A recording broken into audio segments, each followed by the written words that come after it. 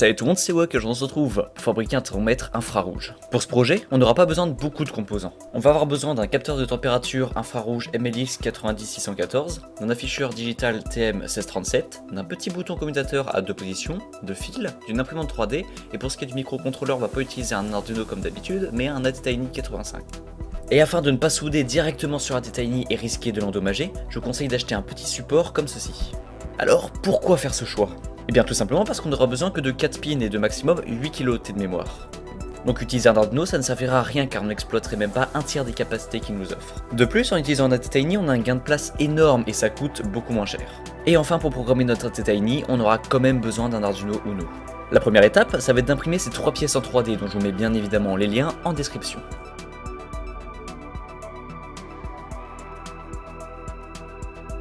Une fois que c'est fait, on va pouvoir programmer notre ATtiny. Pour cela, on va lancer notre IDE et dans Fichier, Exemple, ISP, on va cliquer sur Arduino ISP.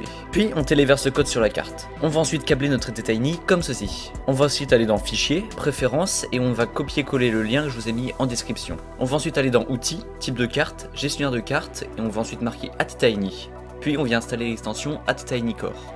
Maintenant, dans Outils, Type de carte, on a maintenant les ATtiny qui ont été rajoutés. On vient sélectionner ATtiny 254585 No Bootloader.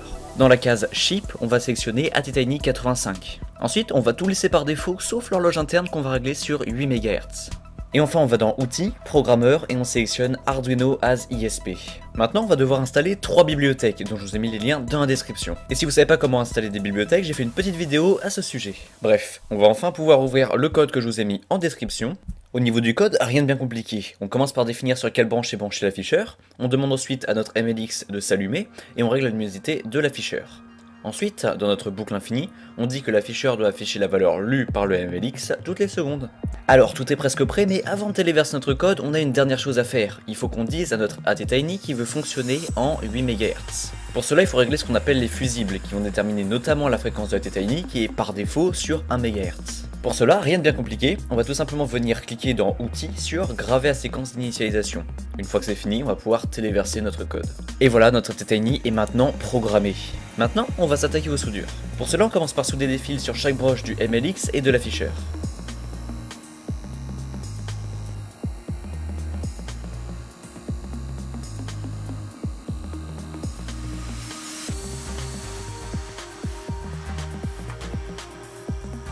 On vient ensuite souder sur l'adapteur de notre ATtiny en suivant ce câblage.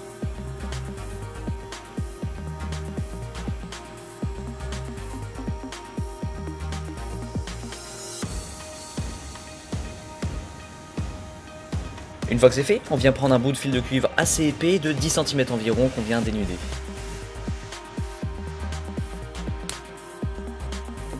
Et on vient l'embobiner comme ceci sur le support à pile.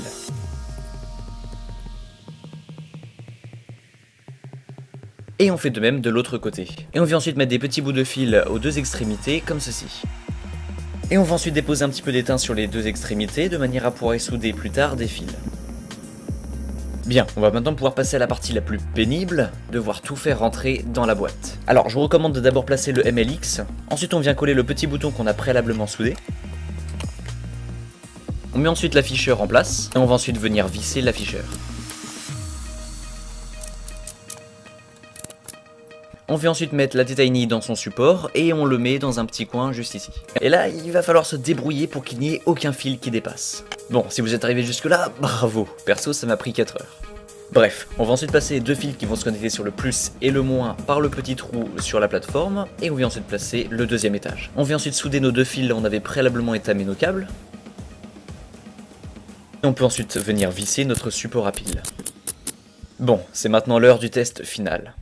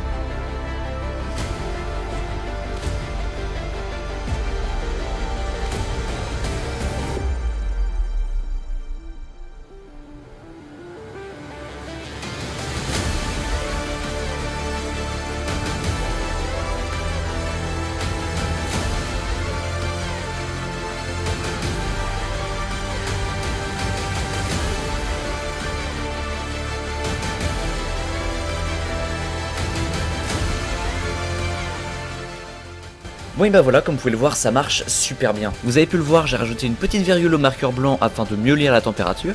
Sur ce, merci d'avoir regardé cette vidéo, toutes les ressources sont bien évidemment dans la description, bricolez bien et à bientôt.